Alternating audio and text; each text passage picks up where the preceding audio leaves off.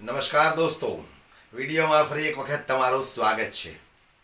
ગીર સોમનાથની અંદર જિગ્નેશ મેવાણીનું ભાષણ તમે પાર્ટ 1 તો સાંભળી લીધું, જે રીતે કલેક્ટરને બરાબરના ખખડાવ્યા છે। ત્યાર પછી પોલીસવાળાને જિગ્નેશ મેવાણીએ શું કહ્યું છે અને ભારતીય જનતા પાર્ટીને લઈને જનતાને જે જિગ્નેશ મેવાણીએ વાત કરી છે દોસ્તો, સૌપ્રથમ આપણે જિગ્નેશ મેવાણીનું એ નિવેદન સાંભળવું છે।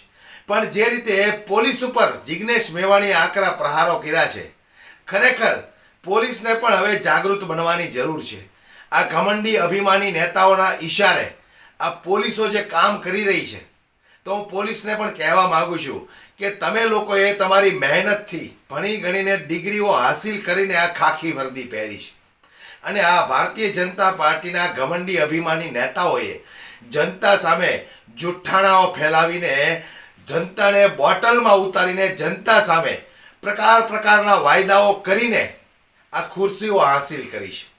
ત્યારે અમને ઘણી બધી વખત શરમ આવે કે આ અભણ અંગૂઠા છાપ નેતાઓને આ ભણેલા ગણેલા પોલીસ અધિકારીઓ જ્યારે સેલ્યુટ મારતા હોય, એમની સુરક્ષામાં આગળ દોડતા હોય, ત્યારે આપણને કેવું લાગે કે ભાઈ જે ભણી ગણીને ખાખી વર્દીનો અધિકારી બન્યો છે એ આ અભણ અંગૂઠા છાપ નેતાઓને સલામ મારે છે। ત્યારે આ વાતને લઈને જિગ્નેશ મેવાણીએ શું કહ્યું છે દોસ્તો, આવો આપણે એ વિડીયો જોઈએ, પણ પૂરો સાંભળી લેજો, કારણ કે આવનારી ચૂંટણીમાં આ વિડીયો તમને ખૂબ યાદ આવશે। આવો આપણે જિગ્નેશ મેવાણીએ જે વાત કરી છે એ વિડીયો ઉપર એક નજર નાખીએ। પોલીસના બધા નાના કર્મચારી મિત્રો છે, કોન્સ્ટેબલો છે, હેડ કોન્સ્ટેબલ, પીએસઆઈ વગેરે અધિકારીઓ છે, એમને ખાસ કહેવા માંગુ છું કે તમારા આઈપીએસ અધિકારીઓ એક નંબરના ચાપલૂસ છે। તમે ખાલી એમના જેવા ના થતા। મેં ગુજરાતમાં મારો અનુભવ છે, કારકુનમાં જેટલો દમ હોય ને એ ગુજરાતના એક કલેક્ટરમાં જોવા નથી। બધા જ કમલમમાં જઈને ચાપલૂસી કરતા હોય છે। આ સાથીઓ આખો દિવસ નરેન્દ્ર મોદી, આરએસએસ, ભારતીય જનતા પાર્ટીના લોકો એ ફક્ત ધર્મની રાજનીતિ કરે। ચૂંટણીના પોણા 5 વર્ષ હોય ત્યારે વિકાસની વાત કરે, અને જેવી ચૂંટણી આવે મંગલસૂત્ર કોંગ્રેસ વાળા ભેંસ લઈ જશે, મટન, આવી વાતોમાં સમાજને હિન્દુ મુસલમાનમાં વિભાજિત કર્યો। હવે ગુજરાતમાંથી એક નવી ક્રાંતિની શરૂઆત થવી જોઈએ। આખું ગુજરાત બેઠું થવું જોઈએ, આખું ગુજરાત જાગવું જોઈએ અને ભારતીય જનતા પાર્ટીની એક સાથે ચોકડી મારવું જોઈએ। તમે બધા ભાઈઓ છીએ। અયોધ્યાના લોકો જાગી ગયા, ત્યાંથી પણ ભારતીય જનતા પાર્ટીના ભૂકા કાઢીને કાઢી મૂક્યા ત્યાંથી કે ચલ ફૂટ કેદારનાથમાંથી પણ, અયોધ્યામાંથી પણ આ ગુજરાતની જનતાએ ખોખારો ખાઈને કહેવાની જરૂર છે કે રોટી, કપડા, મકાન, શિક્ષણ, આરોગ્ય અને રોજગાર એ સાચા મુદ્દા છે, મંદિર અને મસ્જિદ નહીં। મહેશ મકવાણા એ ગેરકાયદેસર ખનનની વિરુદ્ધમાં માણસ લખતો હોય, સર્વ સમાજના લોકોનો અવાજ બનતો હોય। મહેશ મકવાણાને આહિર સમાજ પણ ચાહે, કારડિયા રાજપૂત પણ પસંદ કરે, દલિત અને મુસ્લિમ સમાજનો પણ લાડકો, ભૂરાભાઈનું જીગરી, આ સર્વ સમાજ માટે કામ કરનારો માણસ, અને એ પર તમે લૂંટની કલમ લગાડો છો। બુટલેગરોની ચાપલૂસી કરવાની, ગેરકાયદેસર ખનન કરનારા લોકોની ચાપલૂસી કરવાની, અને મહેશ મકવાણા પર તમે લૂંટ લગાડો છો। આ લૂંટ કર્યો માણસ છે। પોલીસના મિત્રોને કહેવા માંગુ છું, તમારો પોતાનો આત્મા શું કહે છે?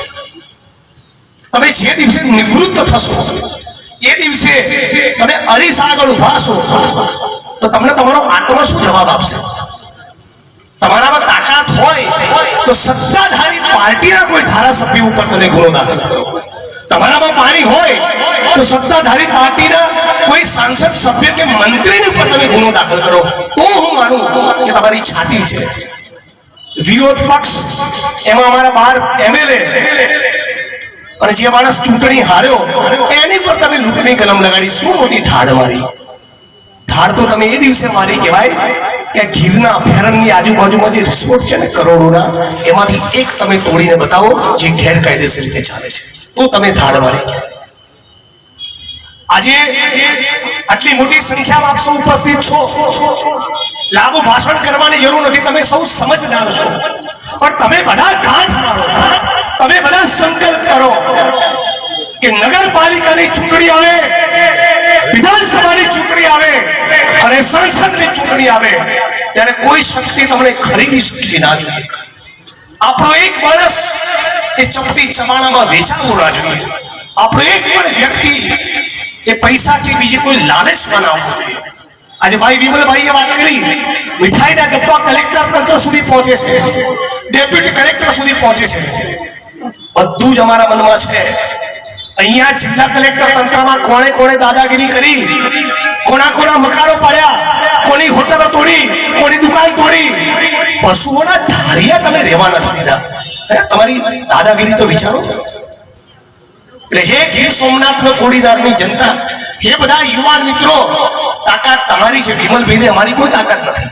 તમે છો તો વિમલભાઈ ધારાસભ્ય છે, તમે છો તો જિગ્નેશભાઈ ધારાસભ્ય છે, તમે છો તો હીરાભાઈ કાલુડીની ચૂંટણી જીતવાના.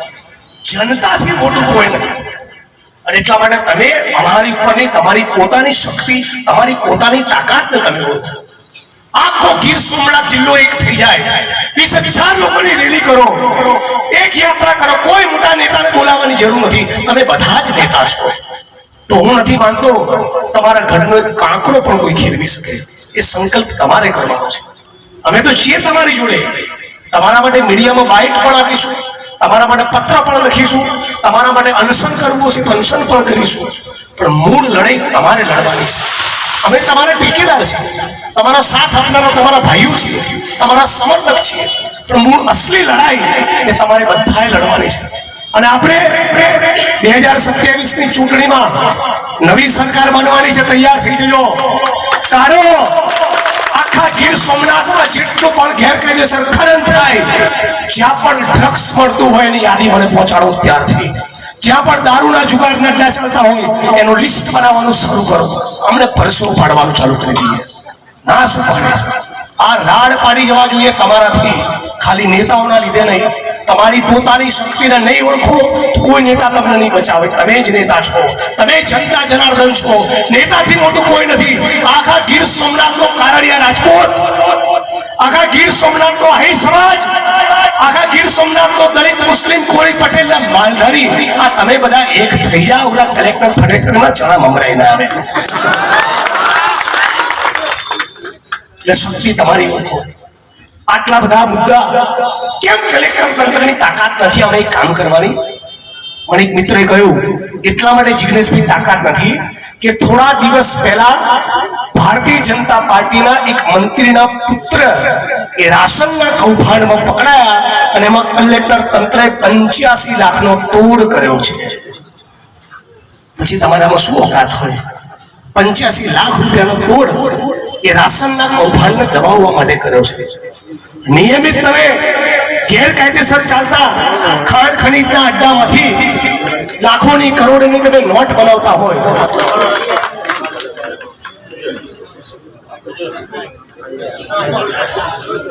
આનંદભાઈ યાજ્ઞિક તાળીઓથી એમનું સ્વાગત કરીએ.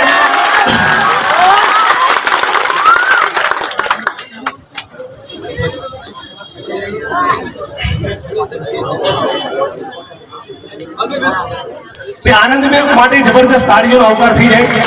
આપણા માટે આનંદનો વિષય છે કે આનંદ આપણી જોડે છે. આનંદભાઈ તમારી ગેરહાજરીમાં અમે તમને યાદ કરેલા અને પેલા દિનિયાને યાદ કરાયું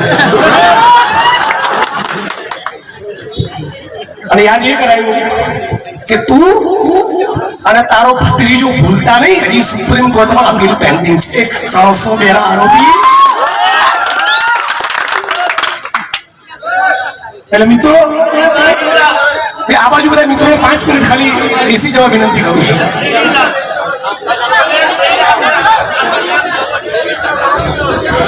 જિગ્નેશભાઈ, અમે તળપદી ભાષામાં દીનુને પપ્પી કહીએ છીએ. અમે તળપદી ભાષામાં દીનુને કહીએ છીએ પપ્પી. અને હજી સુપ્રીમ કોર્ટે એને આપે સાચું કહ્યું, પપ્પી કરવાની બાકી છે. આ બાજુ મિત્રોને 5 મિનિટ ખાલી બેસી જવા વિનંતી કરું. ખાલી 5 મિનિટ માટે.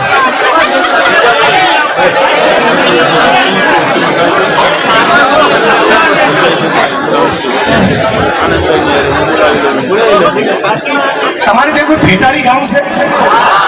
હાલ આગલા 6 વોટ્સઅપના મેસેજ વાંચ્યા અને મારી વાણીને વિરામ આપતો તેની પહેલા આ 7મો વોટ્સઅપમાં મેસેજ આવ્યો કે ભેટારી ગામમાં ગુજરાત કેમિકલ્સ નામની કંપનીને 400 વીઘા ગૌચર એક મંત્રીના ઈશારે એક કલેક્ટર તંત્રે પધરાવી દીધું છે.